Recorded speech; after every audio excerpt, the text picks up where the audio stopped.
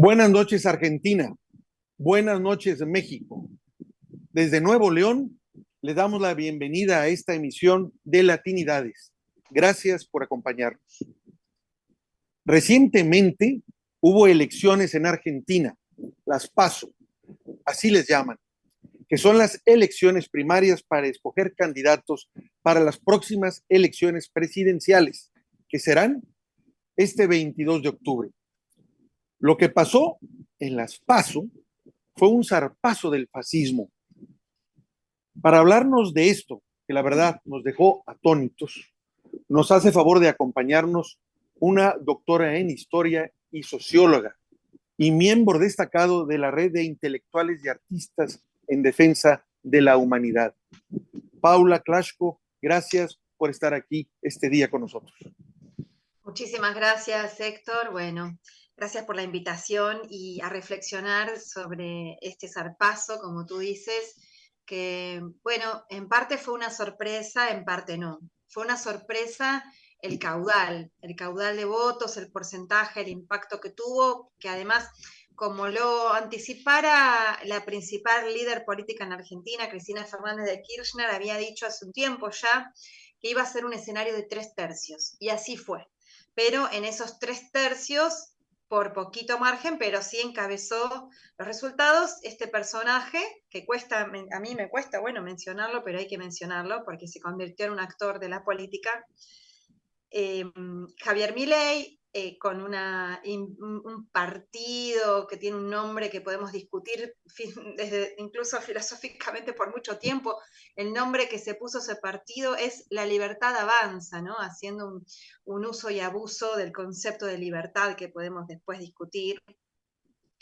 Y en segundo término, el macrismo, cuyo partido se llama Juntos por el Cambio, en donde disputaban dos, una candidata y un candidato, y ha ganado esa interna Patricia Bullrich, que es expresión muy parecida a la de Milei, ¿no? De una también derecha corrida a la ultraderecha, y con un 28,3%, estoy redondeando los números, y en tercer lugar, lo que es Unión por la Patria, que es el actual oficialismo, el actual frente de todas, todos y todes, que también compitieron dos candidatos en la interna, Sergio Massa y Juan Grabois, que igual se sabía de antemano que Sergio Massa era el candidato que iba a quedar, pero que igual Juan Grabois expresó una parte importante dentro del espacio, con una visión más crítica, con posturas antiimperialistas y más consecuentes, pero Sergio Massa, entonces, la Unión, perdón, por la Patria, obtiene este tercer lugar con un 27,3, pero como se darán cuenta,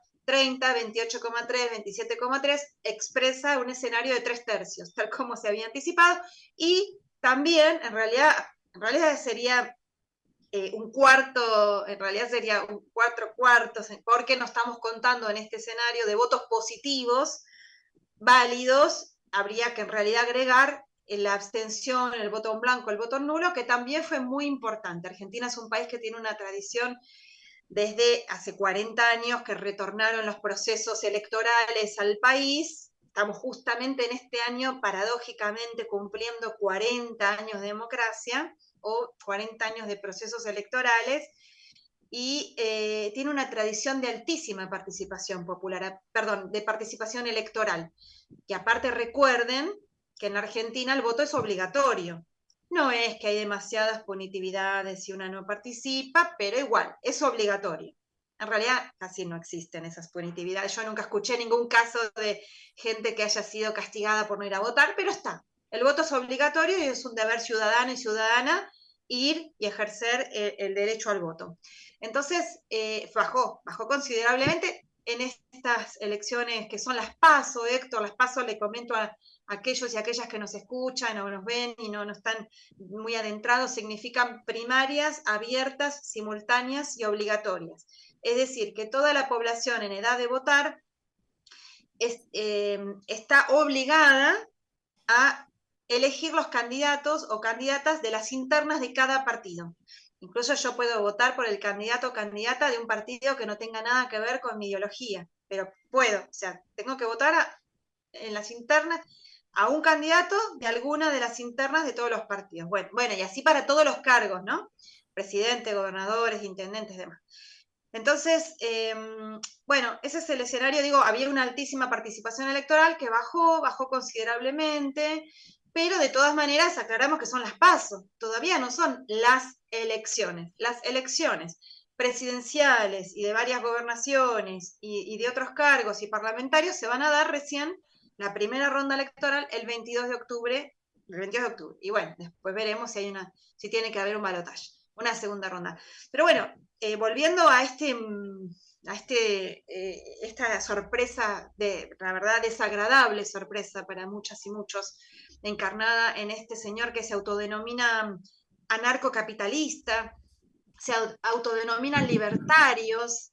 A mí me da mucha bronca, nos da mucha bronca que asuman esa palabra que era de nuestros anarquistas de principios del siglo XX, que eran los verdaderos y verdaderas libertarias, ¿no? Que luchaban.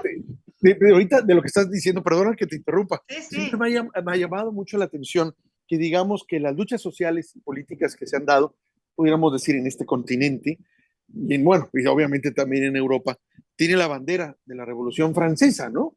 Que era la de igualdad, la fraternidad y se me está viendo la otra, Libertad. la libertad. Libertad. Entonces, pues digamos que estas tres palabras son muy, muy importantes y muy trascendentes para cualquier cosa, para la vida política de un país, como también para cuando éste se quiebra. Lo que no he entendido todavía a la fecha es en qué momento la derecha se apoderó de la palabra libertad.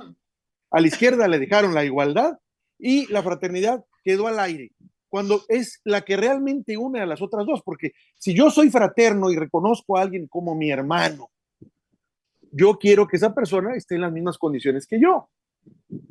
Y también quiero que tenga la libertad que tengo yo. Y si no la tenemos, luchamos juntos. Pero desde el momento en que uno dice, yo traigo la libertad, y la podríamos cuestionar, ya sabemos que la derecha, la palabra libertad es una palabra vacía, vacua. Son los principales encabezadores de todas las dictaduras, de hecho y de facto. Entonces, que aleguen la palabra libertad a su eslogan político es un insulto, pero bueno, de alguna forma la izquierda no la ha recuperado. Nos quedamos con la igualdad, a la que ellos asumen que esa igualdad significa pobreza, porque no producimos nada. Entonces, digamos, eso yo no he entendido por qué hemos permitido que esa narrativa de alguna forma se imponga y se difunda cada vez en cada campaña política. Aquí en mi país es lo mismo. Tenemos que liberar al país, dice la derecha, del dictador de López Obrador. ¿Cuál dictador? Imagínate las idioteces. Eso por un lado. Ahora, te comento, cuando yo vi ese zarpazo de este Milei, que tiene fans aquí donde yo estoy, fans. Me dicen, es que nadie le gana todos los debates. Yo estoy de acuerdo en lo que dice. No, oh, ¿quieres describirte cómo eres? Dime por quién vas a votar. Bueno, el punto es, yo no sabía si era una caricatura cuando he estado viendo los videos y he visto cada video, que yo no sé si es un stand-up de comicidad o de qué. De repente siento y me recuerda, espero no ofender a alguien por allá en Argentina, pero me recuerda un poco físicamente a alguien recargado que pudiera ser en su momento, lo fue Palito Ortega. Me recuerda, no sé por qué me recuerda a Palito Ortega, pero obviamente más gordo. Palito Ortega nunca trajo el cabello largo y él lo trae, y no sé, digo, bueno, ¿qué pasa? Pero bueno, el otro me divertían mucho sus canciones, y en el caso de Milei, sus dislates, pues no sé si reír, y en estos momentos preocuparme seriamente por todas las idioteces y loqueras que dice este señor, que yo no sé si ahorita que es tan lamentable que haya quedado con esa votación tan alta, que evidentemente refleja un profundo malestar social, una desesperación de la gente.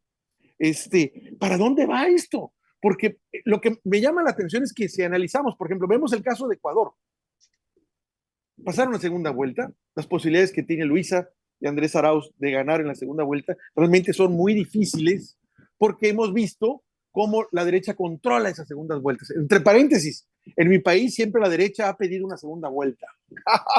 Casualmente dice, no, es que los márgenes de diferencia son tan pocos que debería México tener una segunda vuelta, claro, para unirse a ellos como lo hacen en todos lados donde hay esas segundas vueltas. Bueno, entonces allá en Ecuador el planteamiento es que no aprendieron en Ecuador lo que pasó con Lenin Moreno, con lo que les hizo y les sigue haciendo Lazo, porque todavía está ahí.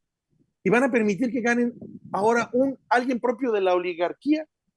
porque ese empresario es el principal exportador de plátano o banano, como dicen, para, de Ecuador. O sea, ese señor tiene muchísimo dinero de la oligarquía.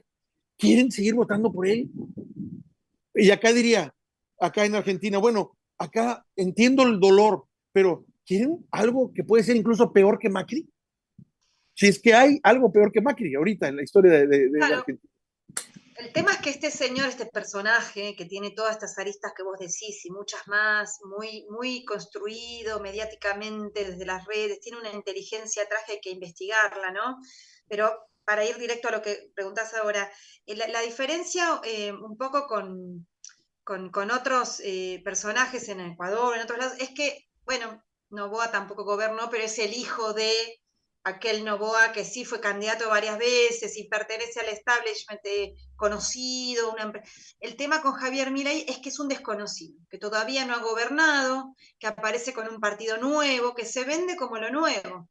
Entonces, bueno, para muchos y muchas, lamentablemente, compran ese mensaje, se dejan seducir por ese mensaje de algo nuevo, algo que nunca gobernó, una propuesta nueva, que es inverosímil, porque como tú dices, si uno se pone a escuchar realmente la propuesta, él no está proponiendo nada nuevo, al contrario, aparte lo dice de manera literal, no es que disfraza, él dice que hay que retornar al siglo XIX, literalmente. Habla y pone como ejemplo dos momentos de la Argentina que son espantosos para los pueblos, que son, uno, la consolidación del Estado Nacional Argentino desde 1880, ¿eh? Escuchen bien, estamos hablando de finales del siglo XIX, cuando esa Argentina supuestamente potencia, el granero del mundo, claro, se había insertado en la División Internacional de Trabajo como principal, como proveedora de alimentos, de materias primas, asociada con Inglaterra, pero de ese modelo agroexportador se beneficiaba la élite terrateniente, claramente. Las mayorías populares estaban apenas empezando a luchar por los derechos, había un maltrato hacia las clases trabajadoras espantoso, represiones importantísimas, y las capas medias luchaban por tener algún reconocimiento de sus derechos políticos. O sea, nos retrotrae a ese momento. Y el otro momento que él pone como ejemplo es la década de los 90 con Menem y con Cavallo, donde había algo parecido a lo que él propone, que es la dolarización de la economía, que fue la convertibilidad, cuando nuestra moneda estaba atada al dólar. Era como una cuasi dolarización, un peso, un dólar, ¿no?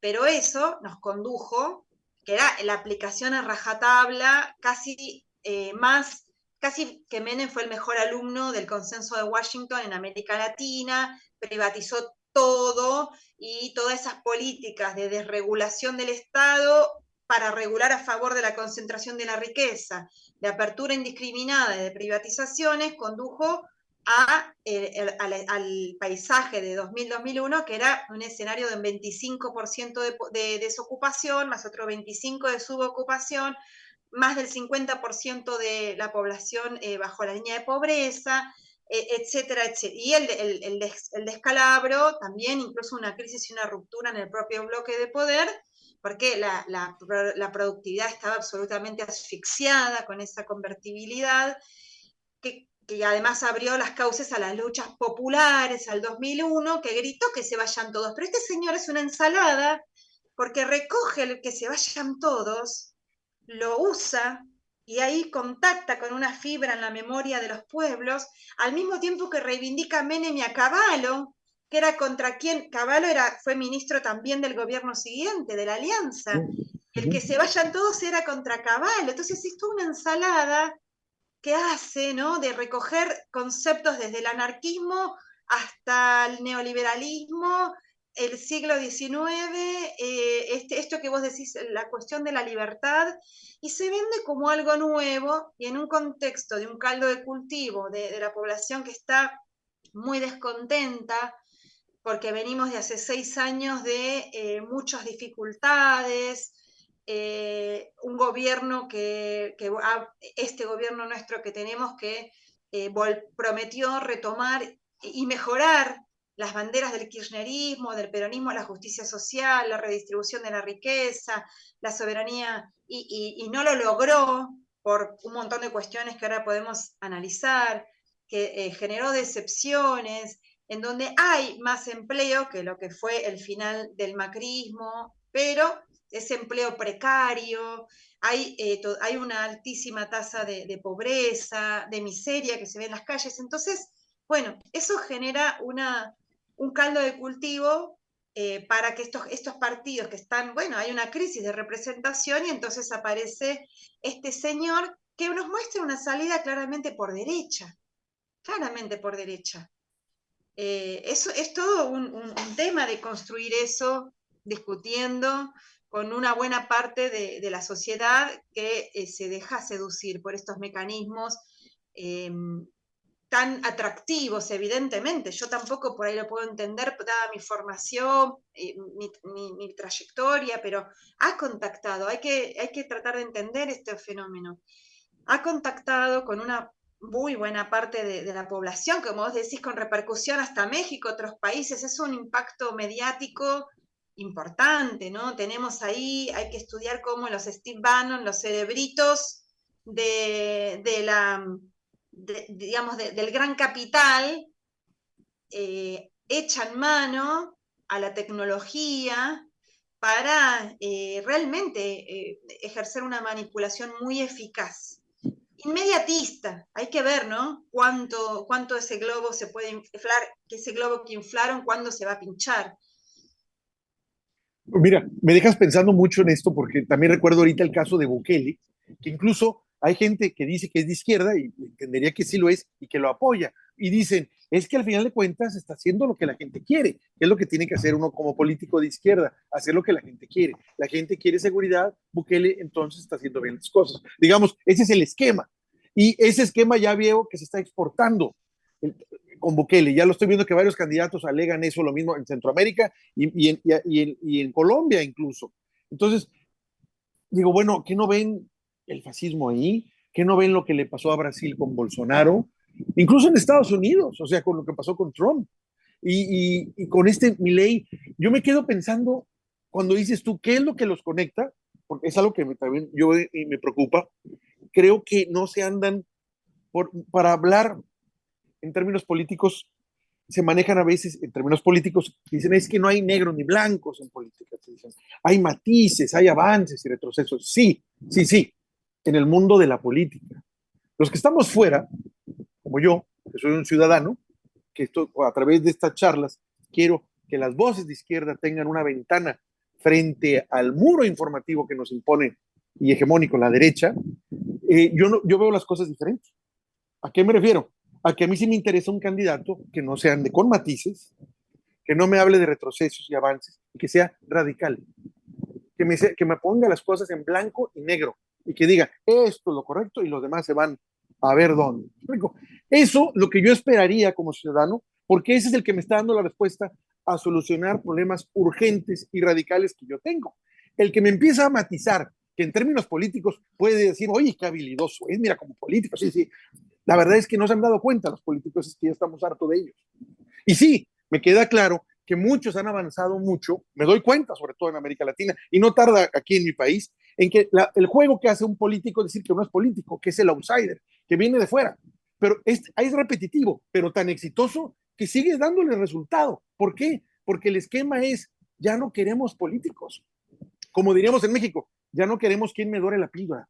Queremos alguien que señale y sea radical. Estos son los que están dañando y van para afuera, esto está mal. Y tú dirías en términos políticos, espérate, es que no se puede, porque mira, hay estos factores que tienes que entender. Y entre políticos se la ven, pero la población, los de acá decimos, ¿sabes qué? No, no. El que venga al frente y arrase con todos esos, el que se vayan todos es porque yo voy a votar. Eso lo entiendo así, cuando lo ves desde el lado ciudadano. Lo que a mí me causa dudas es por qué vas a votar por alguien que te va a imponer políticas que todo el tiempo te han depauperado, que te han precarizado. Como en el caso, por ponértelo aquí, gente mexicana en Estados Unidos que votó por Trump. Es lo que dices tú, es absurdo. Ok, pero ¿por qué? Porque les pesó más esa radicalidad de un político que no estaba matizando. Esa es mi teoría, que iba que enfrentaba las cosas y las decía como son. Cuando la gente hace eso, cuando una persona hace eso, la gente lo aplaude. Dice, ese es el que yo quiero, ese es el que, así soy yo, así veo las cosas. Necesito a alguien que enfrente radicalmente las cosas y no me las matice. Digo, esa es mi teoría, eso es lo que yo siento. Digo, pero no sé qué explicación me puedas dar tú de lo que estoy hablando yo. No, yo creo que sí, que gran parte del marketing, porque realmente son personajes construidos desde el marketing, que tienen mucho dinero atrás, mucho dinero atrás, no son, parecen, se hacen los outsiders, como tú dices, pero hay mucha tela atrás para cortar, y adoptan este perfil, lo tienen bien estudiado, ellos dan respuestas radicales, claro, respuestas que no son verdaderas respuestas a los males que vive la población, sino todo lo contrario, pero la construcción discursiva apunta a esa radicalidad. Javier Milei expresa enojo, hartazgo, dice que hay que tirar todo, romper todo, quemar todo, y ubica a un enemigo, que en política sabemos que hay que ubicar un enemigo desde el discurso político. Bueno, él ubica al enemigo en el Estado, en la casta política, en los ñoquis del Estado, y un poco eso contacta con el sentido común de la población, que por ahí no tiene acceso a ver el poder real, que muy hábilmente siempre está mucho más oculto, ¿no? Los grandes empresarios, los formadores de precios, los monopolios, los que digitan, realmente los que afectan nuestra vida cotidiana porque nos desabastecen o nos suben los precios de los alimentos.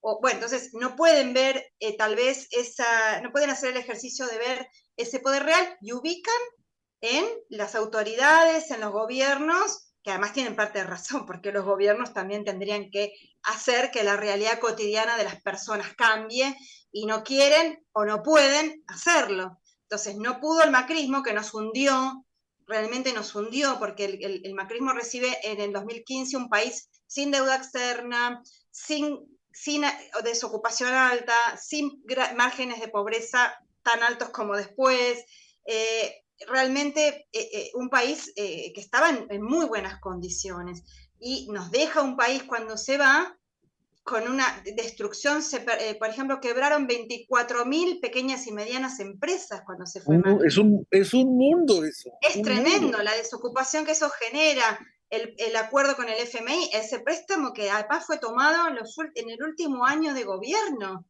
y lo hereda el gobierno siguiente, un préstamo loco, inédito para la propia historia del FMI. 57.000 millones de dólares, de los cuales se desembolsaron 45.000. Es un delirio. Entonces, bueno, y el gobierno que le sigue, el gobierno actual, con toda esa herencia tan pesada, más que le cae la pandemia, luego la guerra que cambia las condiciones del comercio mundial, luego acá en Argentina, en otros lados también, pero acá sufrimos una sequía muy importante, bueno, genera muchas dificultades para un gobierno que no tuvo, no supo, no pudo tener la voluntad, en todo caso, de aprovechar esas condiciones únicas y especiales para profundizar cambios a favor del pueblo. Al revés, es como que se mantuvo temeroso por esas condiciones en hacer cambios más radicales. Y ahí fue el gran error. Porque eso que dije, esas fatalidades que mencioné, la pandemia, la sequía, la guerra, podrían haber sido excusas para dar un golpe de timón que cambie el sistema tributario hacia un sistema tributario más progresivo, que pueda generar un tributo a las grandes fortunas de manera más permanente para poder hacer una redistribución de la riqueza. Bueno, todos elementos que no se han hecho, negociar con el FMI en otros términos, auditar esa deuda externa fraudulenta para usar ese dinero también para la redistribución de la riqueza y para no quedar condicionados y condicionadas como estamos ahora mismo, esta semana en plenas elecciones por el FMI. Bueno, hoy acaban de aprobar el desembolso de 7.500 millones de dólares que estaba desesperado el gobierno argentino por obtener, y no porque quiera, sino porque, bueno, tiene que honrar esa deuda tan pesada que tiene con el Fondo Monetario Internacional, y que si no, y no es que por agrado, pero se llega un momento, un cuello de botella, que si no se paga esa deuda, o las cuotas que hay que pagar, en este momento electoral, todo explotaría por los aires, ¿no? Entonces, Bueno, es una situación muy delicada en la que esos discursos así radicales, como tú dices, aunque sean basados en realmente en fórmulas absolutamente retrógradas, inverosímiles, porque la propia dolarización es inverosímil, atraen a la gente, creo que están muy bien estudiados, ¿no? Esto de la Big Data, de cómo manejan esos datos que nosotras y nosotros ofrecemos gratuitamente a las grandes tecnológicas que usan nuestros datos y lo ponen a disposición del poder. Y bueno, tienen herramientas muy valiosas para llegar a una buena parte de la población que no se le está llegando, ni con la militancia, que además se le llega a través de las iglesias evangélicas, una parte importante, no toda, pero una parte muy importante de las iglesias evangélicas, como ha sido en Brasil.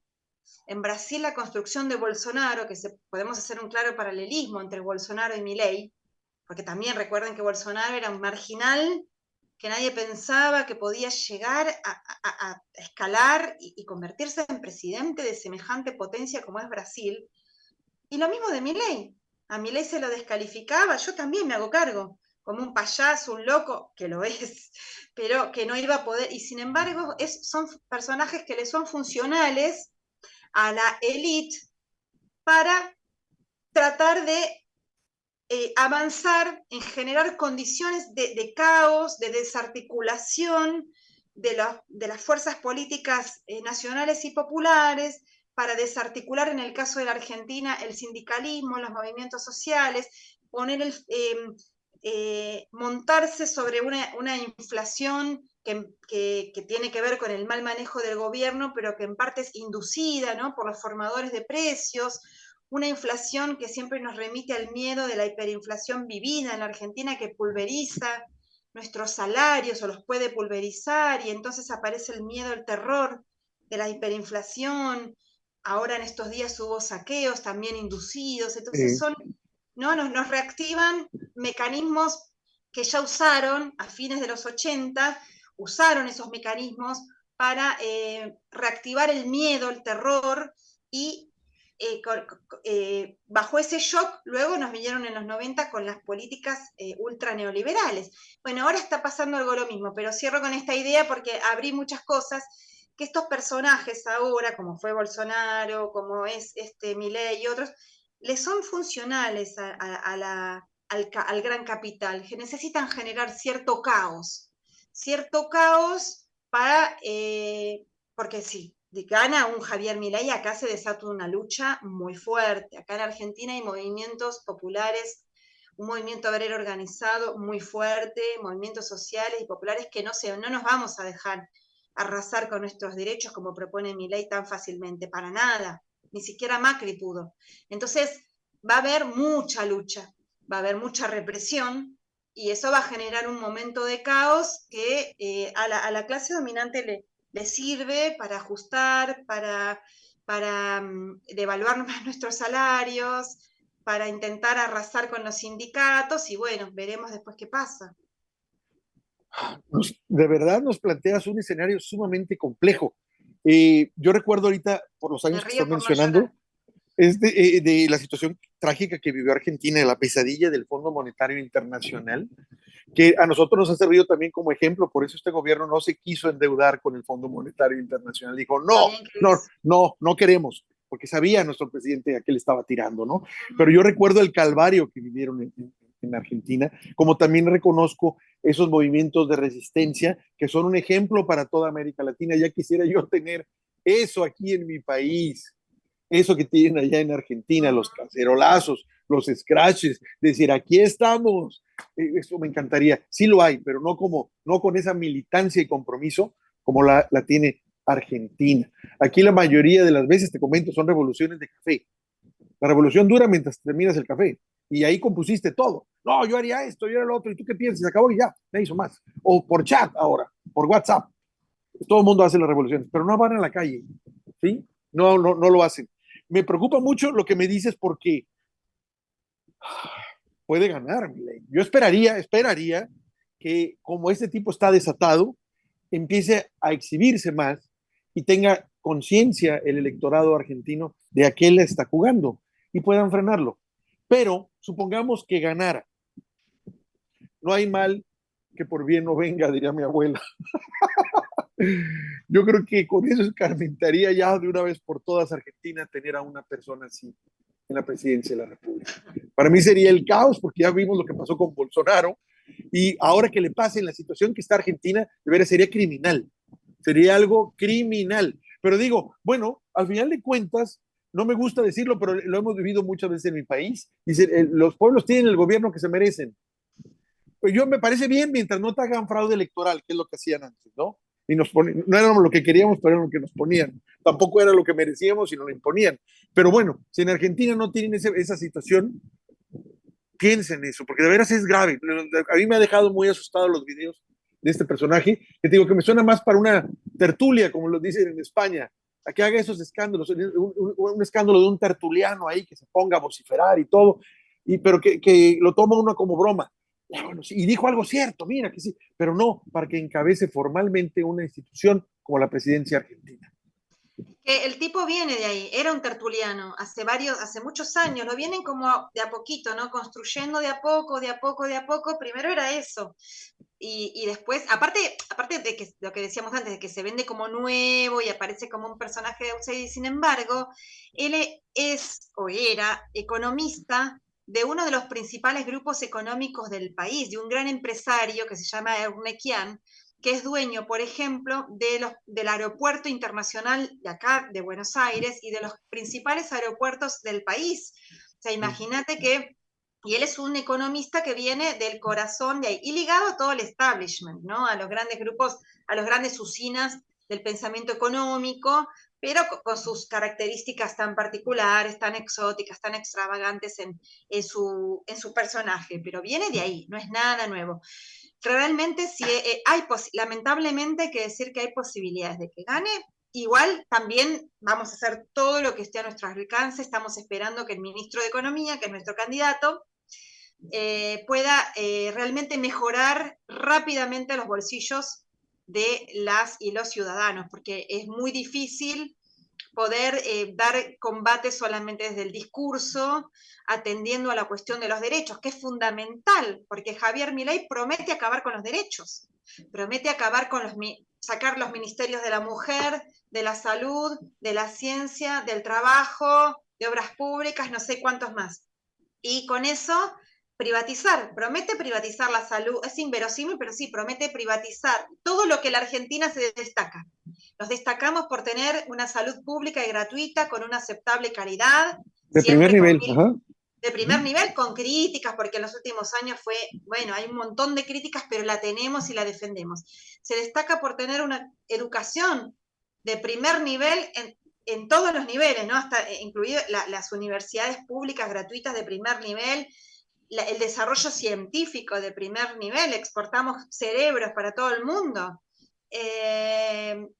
Y Javier Milei promete privatizar, por ejemplo, además de todas las empresas que han vuelto a ser estatales, como yacimientos petrolíferos del Estado, como aerolíneas argentinas, también promete privatizar esto, la salud y la educación, todo, promete acabar con una ley recientemente sancionada de la interrupción voluntaria del embarazo, ¿no? La ley del aborto, que es un avance enorme para las mujeres que moríamos por la mala praxis de tener que abortar en cualquier lado, solamente las personas de dinero podían abortar en condiciones y las mujeres pobres muriendo en cualquier lado. Bueno, entonces es un avance en salud pública, quiero decir, más allá de que cada uno esté de acuerdo o no con eso, digo, es un avance en salud pública.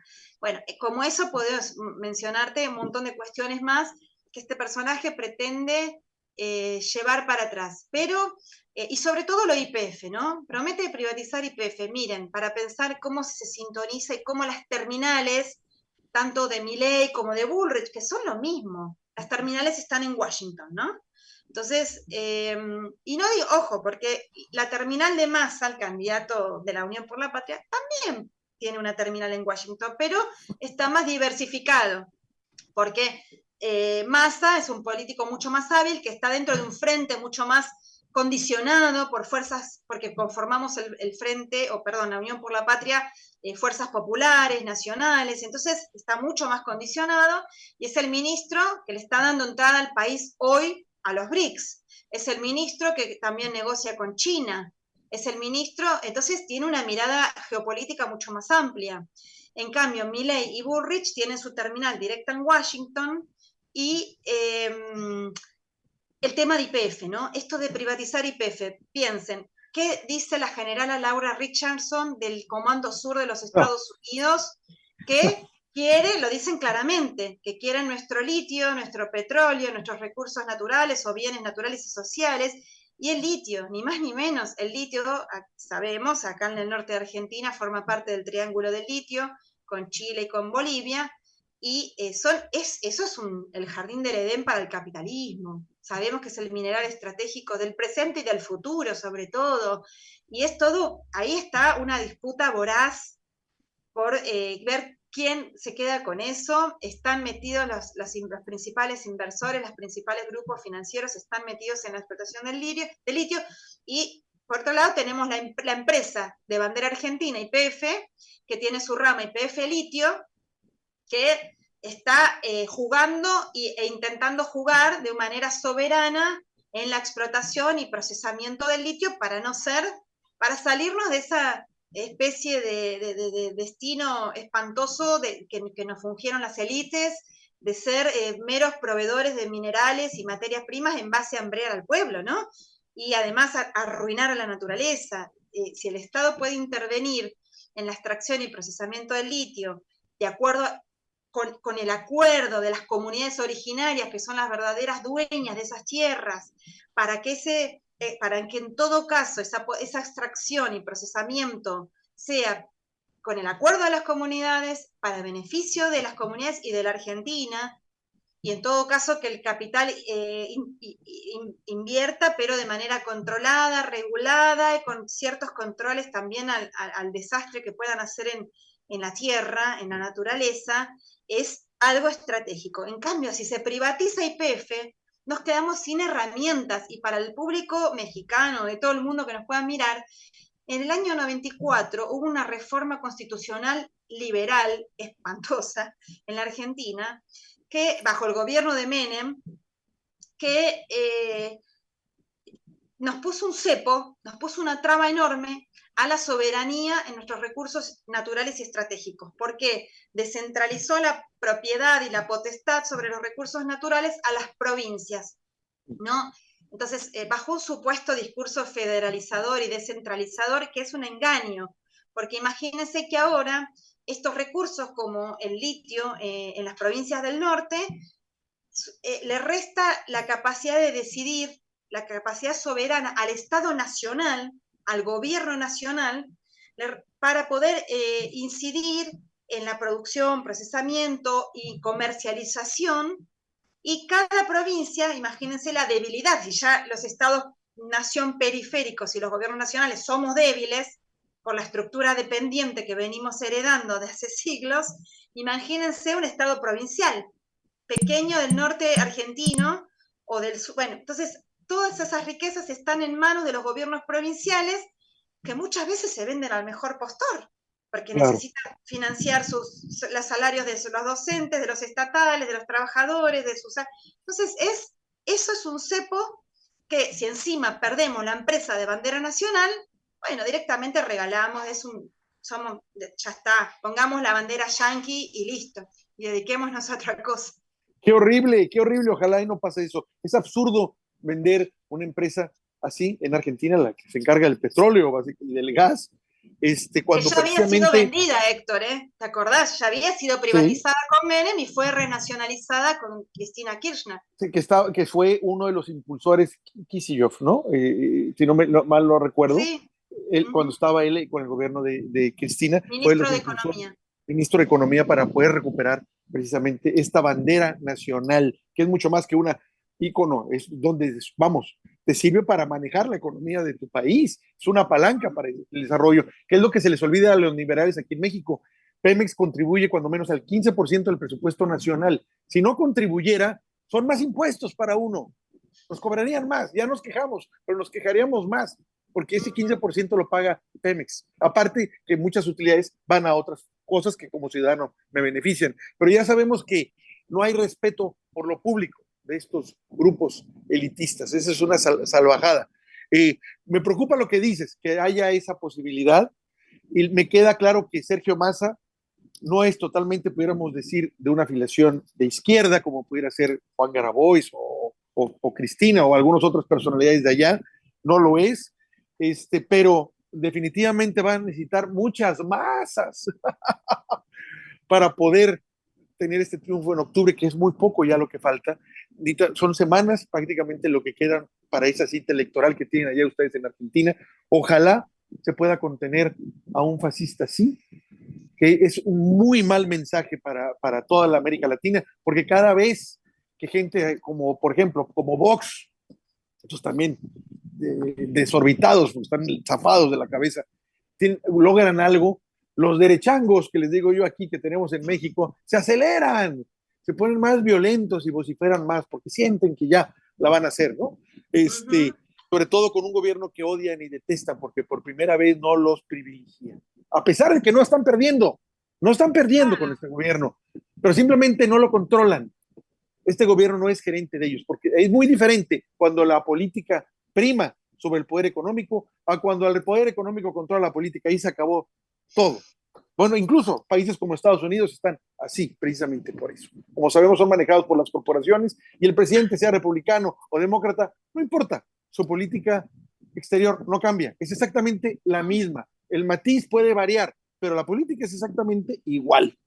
Es muy difícil esto. No quisiera yo que nos fuéramos sin que nos hicieras un breve repaso de ese libro, espero poder leer pronto, que editaste. No es sé que no es el primero, pero el más, digamos que es el más reciente, que estás haciendo con el muy estimado y querido Atilio Borón, que se llama es la segunda, ¿verdad? La segunda vuelta. El segundo título. turno. El segundo turno. En este caso, que habla de la izquierda. Yo me acuerdo que cuando fue la época de oro en la que México no participó porque le cancelaron por medio de fraude electoral al presidente en el 2006 y luego en el 2012, y que estaba, digamos, la época dorada de la izquierda, que luego cuando fue desapareciendo inmediatamente estaban estos periódicos diciendo la gente se sintió defraudada y otra vez volvió a la derecha. Pues sí, volvió a la derecha, pero ahora volvió otra vez a la izquierda. El fraude lo dieron ellos. ¿Cómo ven ustedes las cosas con este análisis que hacen en este libro? ¿Hay esperanza a pesar de que en tu país esté esta amenaza fascista tan descarada y tan brutal? Por favor, dinos.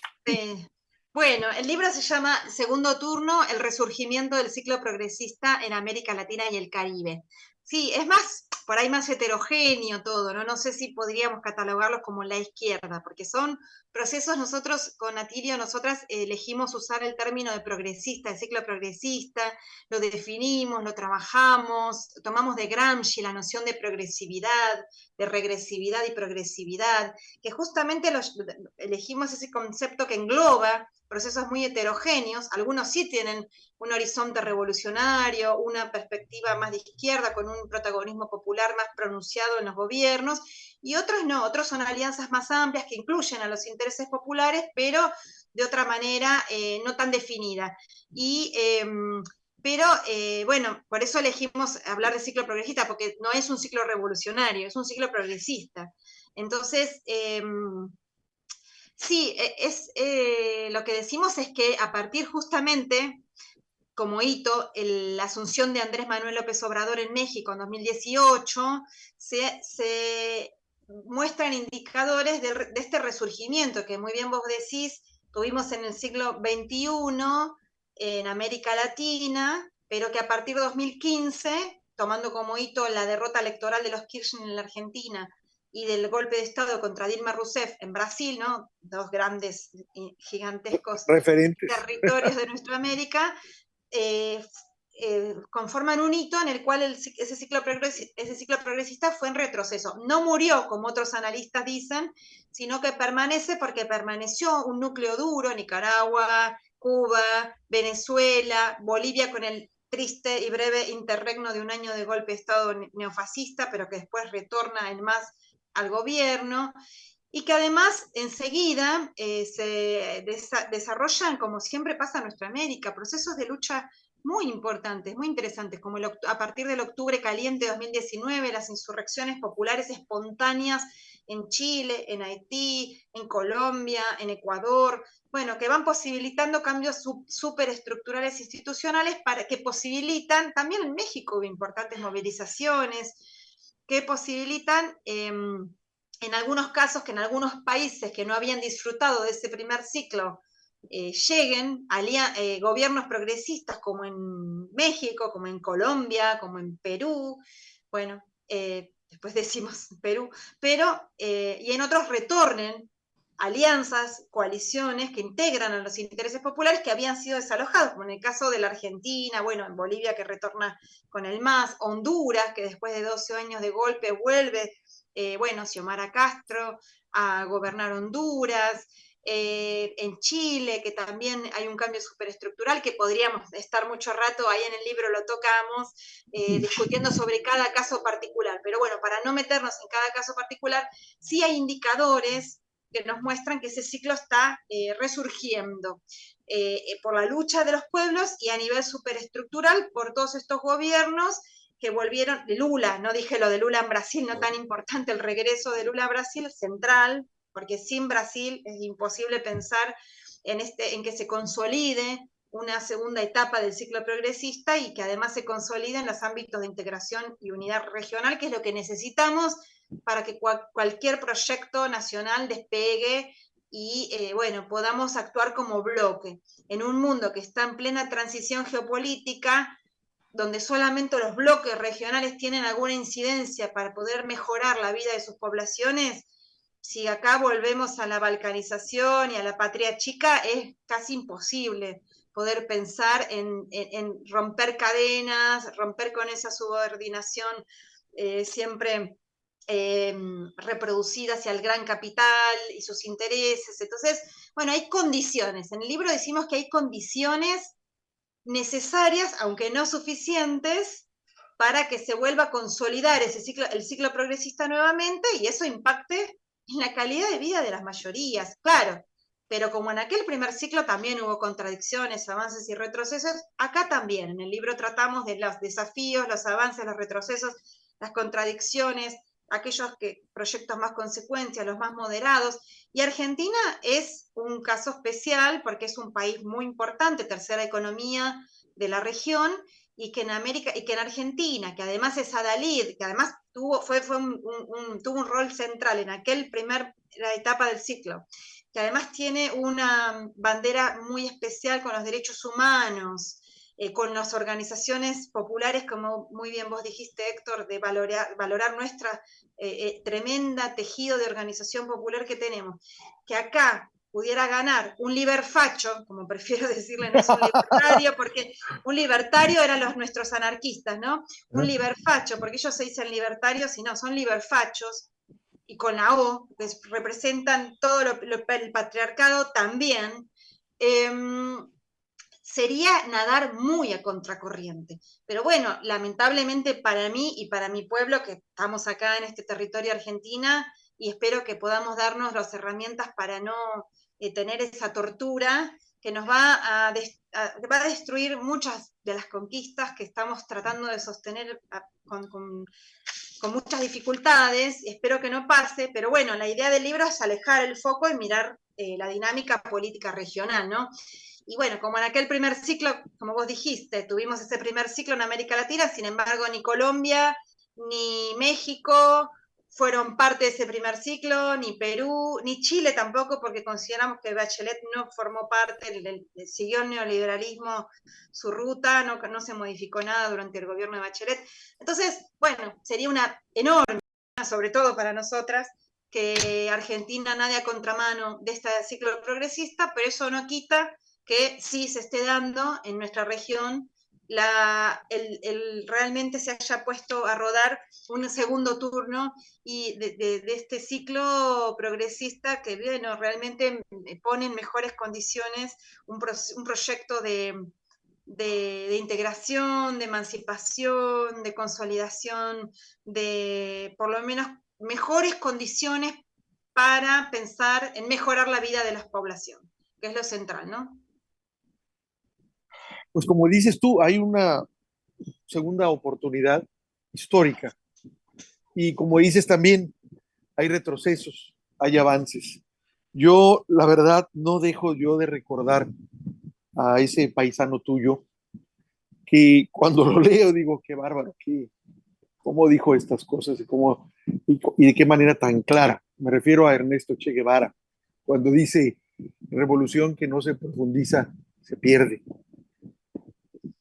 Mm, Digo, eso lo tenemos que ver aquí en México. Aquí hablamos de una revolución pacífica electoral que se dio con la cuarta transformación y ahorita veremos, estamos en esa transición de retroceso o de avance y consolidación. Podemos avanzar, pero no significa que se consolide.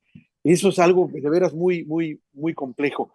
A veces leyendo precisamente el Che, cuestiono que precisamente que el camino que inauguró Allende, Paula, el de la vía electoral, y que ahora se conmemoran precisamente ahora, en septiembre, los 50 ujú. trágicos años, que precisamente es una confirmación de que él llegó a las urnas democrática y legalmente y que le hicieron.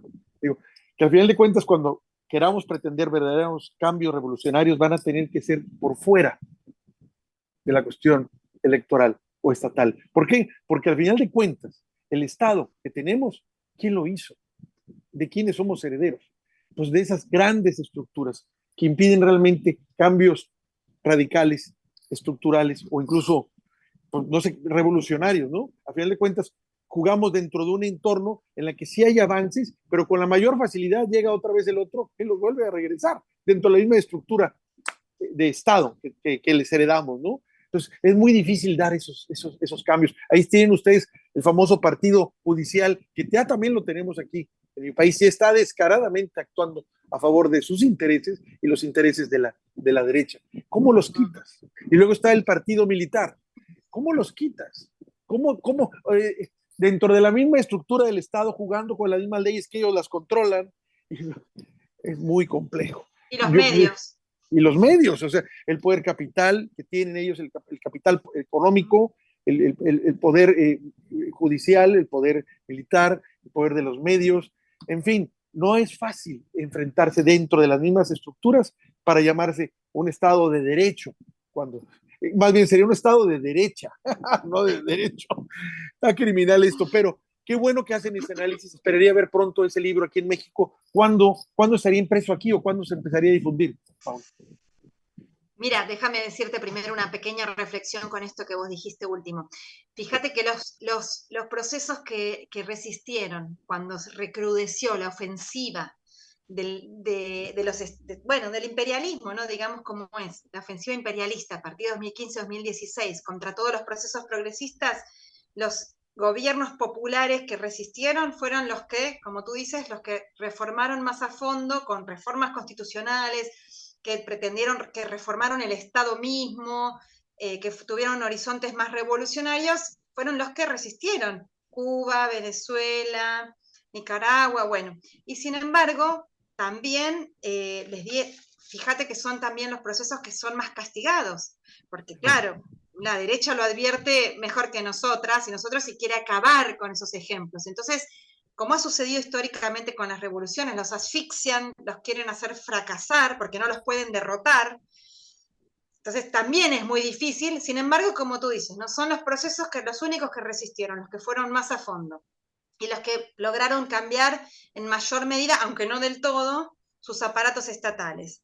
Pero bueno, así todo también se las hacen pagar con los bloqueos, ¿no? Terribles que asfixian la vida cotidiana de sus poblaciones. Así que todo es muy complejo, como no puede ser de otra manera, cuando los pueblos queremos liberarnos, y bueno, así fue históricamente, ¿no? Los privilegiados nos ponen la pata, la bota en el cuello, pero seguiremos luchando.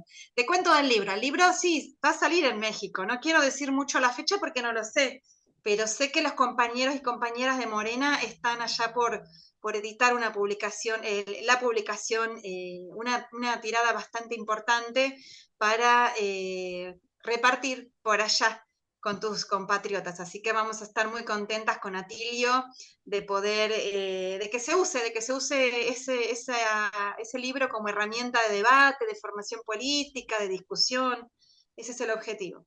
Mira, y la verdad, cuando sea así, me gustaría luego molestarte a ti y a Tilio Borón para ver si hacemos una presentación oficial del libro, independientemente que lo hagan aquí en México o no sé si vayan a venir, o lo hagan a través de Morena.